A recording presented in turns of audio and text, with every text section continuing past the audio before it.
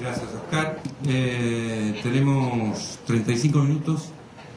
Lo que yo les voy a proponer, les voy a pedir lo de siempre, que es, vale hacer comentarios, pero los que hagan comentarios, por favor, sumamente sintéticos, que sean, y que las preguntas también sean sintéticas. Y lo que vamos a hacer es, entonces, abrir el juego y juntar algo así como 5 preguntas, veremos, depende de la extensión, como para después hacer una primera ronda en el panel. Usualmente el tiempo nos da para 2 rondas. Adelante. Una pregunta para Fabián. Siempre me parece muy interesante tu enfoque desde la... No temas gritar, porque estamos de acuerdo. Desde la perspectiva política e institucional, ¿no? Y la pregunta creo que va un poquito con lo que decía Oscar. ¿Cuáles son las condiciones de mantenimiento de este cambio que vos marcás en la política social? Las condiciones para el mantenimiento de esto en el largo plazo, ¿sí? ¿Qué condiciones institucionales, por ejemplo, políticas en términos de las coaliciones que lo sostengan? Porque no solo se necesitan coaliciones para aprobar una norma o introducir un programa, sino también para mantenerlo en el largo plazo, ¿no? Y las condiciones de financiamiento también, que creo que esto es lo que hablaba Oscar. O sea, condiciones para el mantenimiento, la reproducción o la profundización de un modelo en el largo plazo. Sí, la verdad que el tema es un poco, da para mucho y tiene que ver tanto con el enfoque final de financiamiento como el Oscar, como con el enfoque estructural del sistema de salud como dijo Fabián, es en cuanto hay una polémica, por lo menos que está dando en cuanto ahora a la ley de salud, si un programa de prevención es integral o fragmentario, ¿no? Porque integral sería que el Estado se tenga que hacer cargo de los gastos desde la sanita hasta la prepaga, digamos, ¿no? Fragmentario es una especie de ayuda o subsidio donde evidentemente terminan siendo el sector privado el que adquiere más clientes dentro del sector así más generalizado como sería un hospital o demás. Bueno, acá habría que ver, ¿no? Porque la disyuntiva de lo que me gustaría si los dos pueden tratar este tema.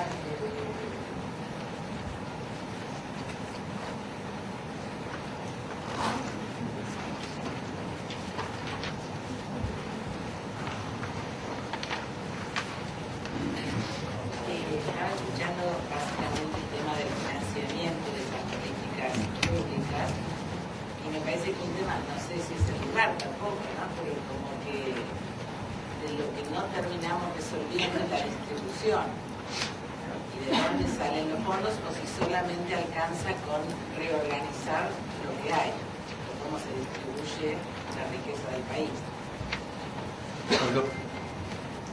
Una pregunta a cualquiera que lo quiera contestar, y contestada desde el impresionismo o desde información seria, y basada en una hipótesis prejuiciosa del que hace la pregunta.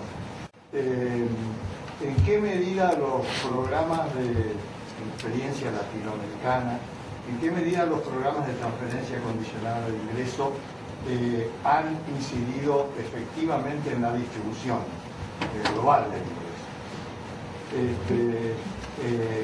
en la experiencia latinoamericana? La hipótesis prejuiciosa es que la pauta distributiva en América Latina en general y en Argentina en particular es muy dura, por aquello que mencionaba respecto de números, por la estructura de poder. Y que, salvo que uno compare con los momentos de crisis y la recuperación de la crisis, la pauta distributiva a lo largo del tiempo tiende a verse poco afectada. Esto es hipótesis prejuiciosa, pero en términos reales sí hay alguna idea, orientación de en qué medida estos programas, estos ingresos condicionados, que realmente en varios países han incidido en la distribución del ingreso.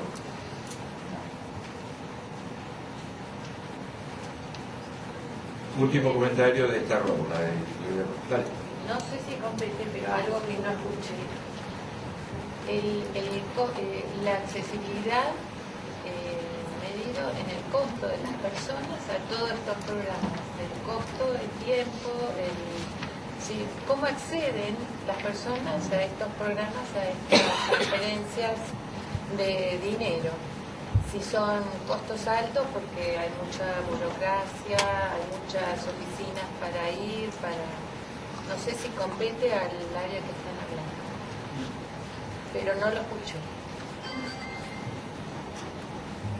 Bueno, podemos cerrar esta primera ronda de comentarios y preguntas. Sí, creo que las dos últimas me parece que además son muy para Simón y Rodrigo, ¿no? Sobre la pregunta sobre distribución del ingreso. Hay estudios que utilizan las encuestas de hogares. Aquí estamos hablando de distribución del ingreso. Y desde un punto de vista meramente contable, la incidencia que los PTC pueden tener sobre la pobreza y la distribución del ingreso depende del monto de la transferencia que llega a la familia y de la cobertura en términos de población.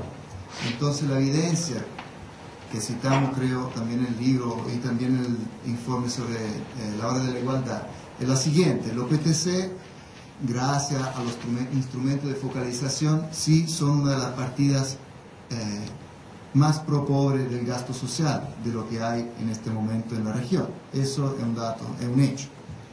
Dicho eso, el impacto que va a tener a nivel nacional sobre la distribución del ingreso depende de cuán grande es esa transferencia y cuánta gente alcanza. En los países de gran tamaño que tienen un programa bien avanzado como Brasil y México, sí hay evidencia de impacto sobre la distribución del ingreso. Obviamente Brasil, que tradicionalmente ha sido el país más desigual de la región, ha bajado la desigualdad. No se debe todo solamente a Bolsa Familia, está que ha subido el salario mínimo, se ha creado empleo, está el bono de prestación continuada, una pensión para ancianos y discapacitados, pero sí también Bolsa Familia contribuye.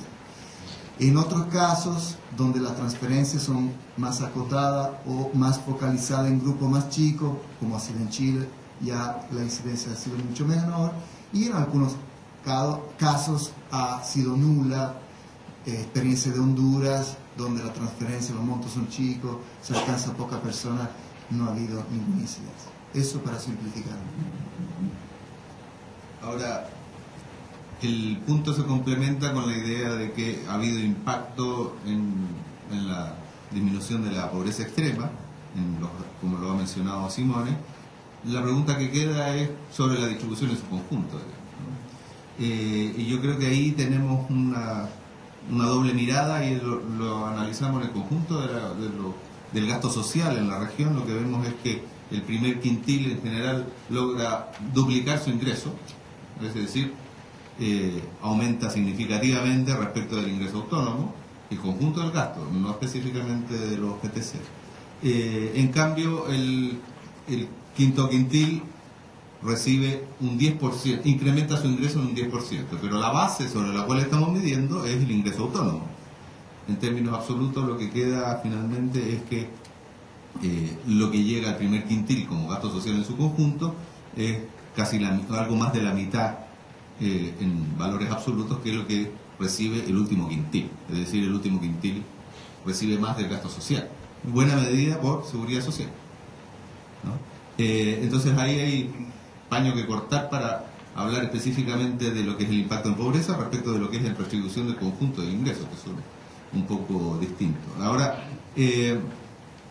respecto de la pregunta sobre costos de acceso a PTC, uno de los programas de este tipo, uno de los esquemas o razones o la variable principal para la definición de cuánto es la transferencia, particularmente en los que hemos nombrado de tipo 3, es justamente el costo de acceso. Y en ese costo de acceso está el costo de oportunidad de las personas que van a llevar, principalmente las madres, por ejemplo, los niños, las niñas a la escuela, al centro de salud, etcétera, junto con el transporte, ha sido parte de la definición de cuánto se transfiere, porque el objetivo que tiene particularmente es el acceso al servicio y no específicamente la transferencia de ingresos, ¿no? Ahora, lo que ha mostrado, por lo menos en términos de el impacto en la demanda de este tipo de programas, es que la gente asume el costo más allá del valor del beneficio que recibe, en términos de ir a acceder a la transferencia de ingresos que se les está dando, por eso que han tenido un fuerte crecimiento. Solamente quería tocar, a propósito del tema de financiamiento, de la pregunta que se han hecho, un elemento que no es menor. Nosotros justamente tocamos el problema de el trade-off entre la garantía de derechos, el incremento de la batería de cuánto se abarque. Nos damos cuenta de que si incorporamos eso en la ecuación, vamos a encontrar que las relaciones en términos de costos reales respecto de lo que está aconteciendo son distintas, y probablemente la priorización que se haga tenga otros fines, ¿no? Normalmente, insisto, vemos la ecuación solo como gasto, pero no por el lado de el costo de no hacerlo, que creo que debería formar parte en esa priorización. Gracias. Bueno, primero, gracias Oscar por los comentarios. Con Fernanda nos queda una tarea por recuperar lo que podamos recuperar para la versión final del documento. Pero sí quiero agarrar una primera reacción al último comentario de Oscar, que es ¿por qué empezar por lo institucional y no por la dimensión más estructural? Y, por supuesto que me duplicaste la apuesta, porque yo creo que por donde hay que empezar es efectivamente por ahí. En todo caso, el mensaje de lo institucional con el fantasma que se está peleando es que se suele empezar por la programitis, digamos.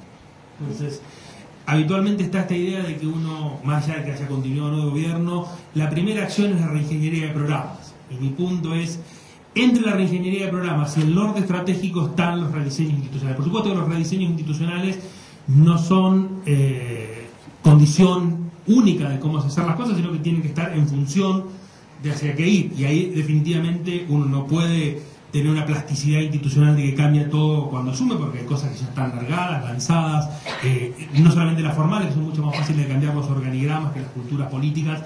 Me parece que ahí hay un camino por recorrer, pero sí comparto con vos, Oscar, de que así como es difícil plantearlo a un candidato a presidente o presidenta, empezar por esto, más complejo aún es, bueno, hacia dónde va el rumbo estratégico. Y me parece que no es un tema exclusivamente de los candidatos presidenciales, sino del sistema político en su conjunto.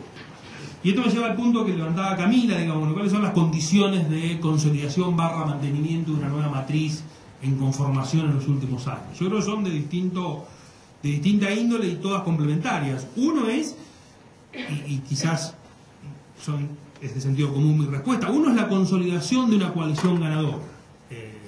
La coalición ganadora no es una coalición que expresa, me parece a mí, exclusivamente a un único gobierno, más allá que sea este gobierno de turno, expresa también cierto tipo de alianzas socioeconómicas con actores empresariales, sindicales, del mundo de los conocimientos, etcétera, pero definitivamente ahí me parece que en caso de no consolidarse esa coalición, que es por supuesto muy inestable y muy heterogénea en su interior, y por supuesto no hay consensos finos de hacia dónde ir en materia de protección social, me parece que esa condición política es necesario, más allá de las personas de carne y hueso que integran puntualmente esa coalición ganadora, por ponerle un nombre. En materia institucional, creo que ahí el mix apropiado es leyes más cambios en la cultura política, digamos. Es evidente que tener leyes en el campo de la salud, por ejemplo, es bueno, avanzar en el caso de la asignación universal, pero definitivamente todos somos conscientes, me parece, que las leyes no son todo.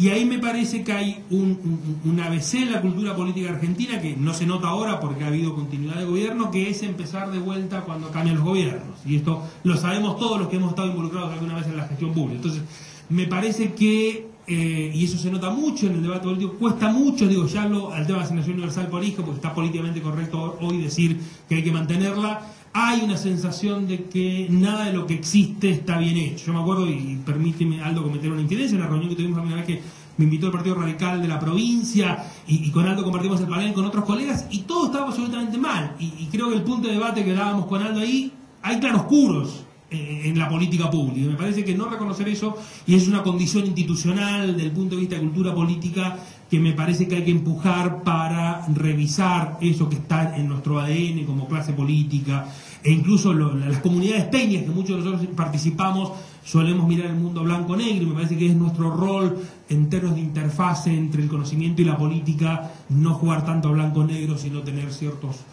grises que me parece que son importantes. Y lo otro, lo fiscal, hace trángola acá, digo, nada de esto se sostiene, me parece, a largo plazo, y se profundiza en materia de redistribución, como se planteaba aquí, si no hay cierto tipo de reformas fiscales de carácter mucho más estructural. Y en temas de reformas fiscales, y sé que me meto en un terreno que no conozco absolutamente nada en serio, también implica la discusión clásica de coparticipación y todo lo que implica eso en materia del federalismo fiscal. Entonces, yo creo que la combinación de esos tres elementos son las condiciones necesarias que después van a tener que ser acompañadas con mejorías en las capacidades técnicas, reglas de operación más claras, procesos, etcétera, pero me parece que son segunda derivada estas últimas, ¿no? El tema de salud, digamos, no es mi campo de intervención, pero simplemente lo único que digo ahí, la pregunta que yo creo que emerge cuando uno debate protección social es que lo que el Estado tiene que asegurar de múltiples formas, no necesariamente siendo el proveedor, pero sí el financiador y el garante, es un conjunto de derechos básicos, que por supuesto la discusión es qué significan los básicos en salud, qué significan los básicos en educación, en vivienda. Después, si el proveedor es la obra social de Moyano, el hospital italiano o el hospital Santoyani, me preocupa menos, por lo menos, pero lo importante es que ningún argentino y argentina o residente en la Argentina tenga menos derechos por no tener capacidad de compra en el mercado. Me parece que ese es el rol del Estado en materia de protección social. Pararía acá, digamos. No, dos o tres cosas muy rápidas.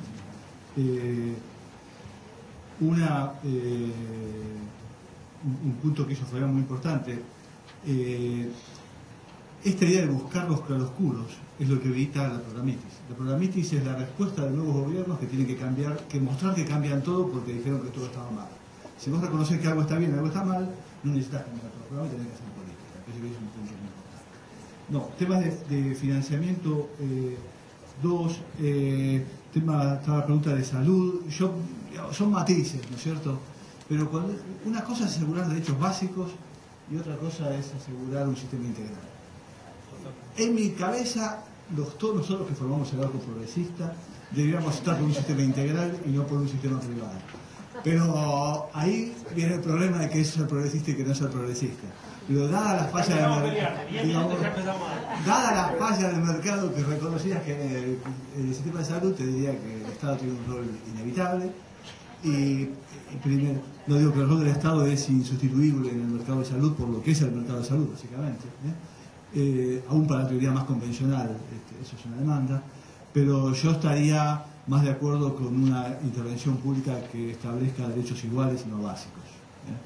Los fondos públicos tienen que estar destinados a que todos tengamos el mismo derecho, no que algunos tengan el básico y otros más que el básico. Por eso creo que lo público es muy importante. Lo digo porque eso para la Argentina sería un cambio impresionante, pero me parece que es un punto. En cuanto a la cosa fiscal y la demanda de fondos, no sé, digo, la Argentina aumentó 10 puntos del producto, el financiamiento de los últimos 10 años. Digo, no es algo inflexible. Podemos discutir si usaron bien o mal, pero digamos, siempre hay margen. Me parece que hay impuestos que todavía tienen una elevadísima tasa de evasión, el impuesto a la renta. Nosotros estimamos que la evasión está por arriba del 45%, con lo cual hay margen para... y por otro lado, hay reformas hacia adentro de los sectores que liberan fondos. No todas las reformas que uno piensa para la política social, cosas que dijo Fabián, son demandantes de fondos. Muchas veces son reorganizadoras de los fondos. Con lo cual, me parece que hay que mirarlo con un poco de cuidado. Bueno, ahora son y 17. Tenemos tiempo. Yo diría 2 o 3 preguntas y el cierre. Una pregunta a toda la mesa que tiene que ver con la primera definición que hizo Fabián sobre qué es protección social. con dos facetas. La primera es, si apunta al tema de pobreza, más allá de la aclaración que hizo Simone, me parece que es clave definir un monto y una cobertura que sea eficaz o efectiva para reducirla. Si es desde el punto de vista de un debate de derechos, aún más. En consecuencia, creo que la mirada sobre los programas de transferencia condicionada, ese componente debería ser muy explícito y tener un control social muy relevante, y me gustaría saber en la experiencia latinoamericana que ustedes han recorrido cuál es la conclusión. La segunda es, pensando quizás también más abiertamente en protección social, si ustedes conciben o han concebido o han mirado que entre dimensiones vinculadas al hábitat, protección social que asegure ciertas condiciones básicas de vivienda, de servicios públicos, que tienen que ver con el hábitat, que no se pueden resolver vía ingresos. Porque no fueron mencionados, entonces quería hacer la pregunta. Me quedó un poquito ausente dónde entra la educación como herramienta de igualación de oportunidades, de promoción social, sobre todo educación pública, primaria, de muy buena calidad. Me pareció como que estuvo un poquito ausente de la charla. ¿Alguna pregunta más? ¿Comentario?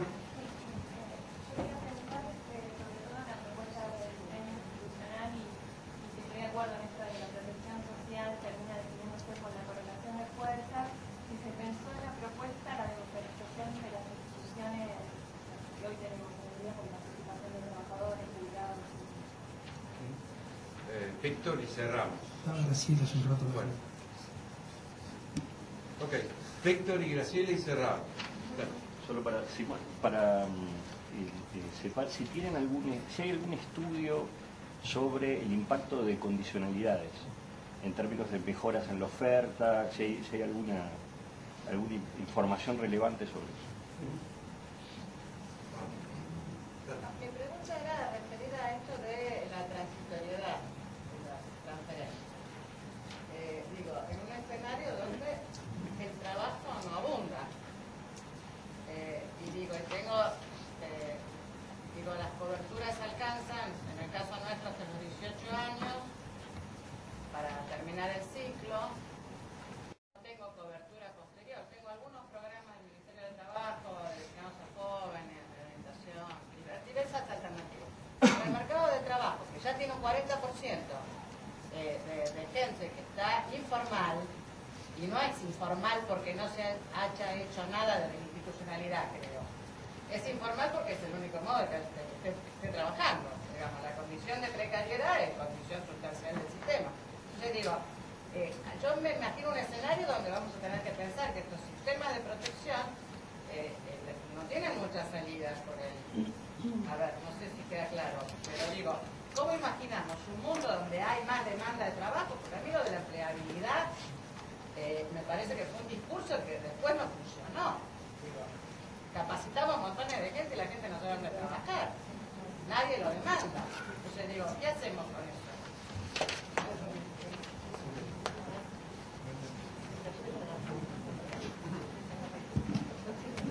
Sí, brevemente. Primero, sobre el tema del monto y cobertura de la transferencia y su posibilidad de reducir la pobreza.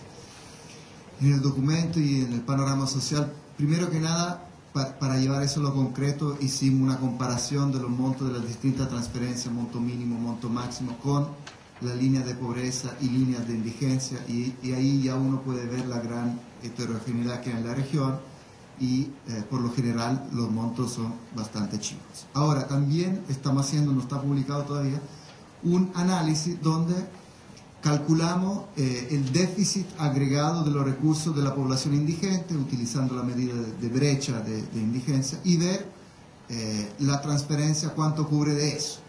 Ahora, en los países más avanzados, digamos según IDH, desarrollo alto, los programas sí llegan a cubrir hasta el 100% o más de ese déficit. Entonces sí a sacar de manera en el corto plazo la gente y llevarla arriba de la línea de indigencia. Pero eso estamos haciendo, mostrar datos para que la cosa, si el monto es suficiente o no, se lleve a algo concreto arriba de la mesa. Sobre el tema del hábitat, vivienda y servicio, por ejemplo, agua, saneamiento, bueno, ahí la idea no es que el PTC sea el que se encarga de eso, pero en esa mirada de integralidad de la protección social, obviamente debieran haber intervención de esa manera. Y también sobre educación, la protección social no se ocupa de proveer el servicio de educación, pero sí tiene que asegurarse que los niños que no tienen acceso a la escuela lo tengan, y también tiene que haber una mirada más orientada no solo en la demanda, sino que en la oferta, para que se mejore la oferta de educación, tanto en términos de presencia de escuela, pero también de calidad. Y sobre el impacto de las condicionalidades, ese es un gran tema. Efectivamente, los estudios donde se busca evaluar la función de la condicionalidad no son muy simples, porque por un lado está la transferencia. ¿Cuánto es el efecto transferencia de ingresos? Puede ser que un niño atienda el colegio porque la familia ya tiene un ingreso, lo manda al colegio, no lo saca a trabajar, y la condicionalidad no tiene mucho efecto en eso. De hecho, los autores han tenido bastante dificultad en demostrar el efecto mismo de la condicionalidad sobre el acceso a la salud y a la educación. Y a mí me parece que en muchos casos la condicionalidad tiene más valor como elemento político para convencer a la clase media, es decir, vamos a hacer una transferencia, pero son pobres merecedores porque están haciendo algo en cambio, más que por un argumento técnico de que sí, al fin y al cabo, en el experimento de laboratorio la gente, por el tema condicionalidad, obtiene más en términos de desarrollo. Muy bien, rápido, varias reacciones acotadas. La pregunta de Pablo, yo creo que ahí está, como yo un poco lo trataba de plantear, parte importante de la discusión. Si protección social es combate a la pobreza con otro nombre, estamos fritos, digamos. Yo creo que ahí el punto es dos cosas. ¿Cómo se recupera la idea de una protección social que atienda no solamente la dimensión ingresos, sino dimensiones no monetarias, pero sustantivas en cualquier dimensión del bienestar?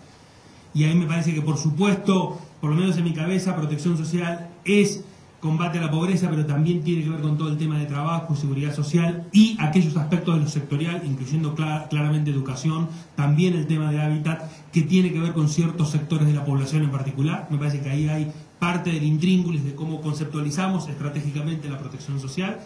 Definitivamente me parece que el reto, y eso es central para el debate en la Argentina, es salir de una mirada centrada exclusivamente en ingresos. Yo creo que tenemos una sensación en la Argentina de que con la asignación universal la hicimos, digamos. Y yo creo que es fantástica la asignación universal con todos sus claroscuros, pero me parece que el gran reto es empujar una discusión donde asegurar ingreso en cada hogar, hace 15 años todos lo sabemos, o muchos de los que acá estamos lo sabemos, era una herejía marxista-leninista, que el Estado asegurase un ingreso no contributivo, y hoy está asumido aún por casi los más recalcitrantes conservadores de este país. O sea, algo ha pasado, digamos, en el debate político e ideológico de la Argentina.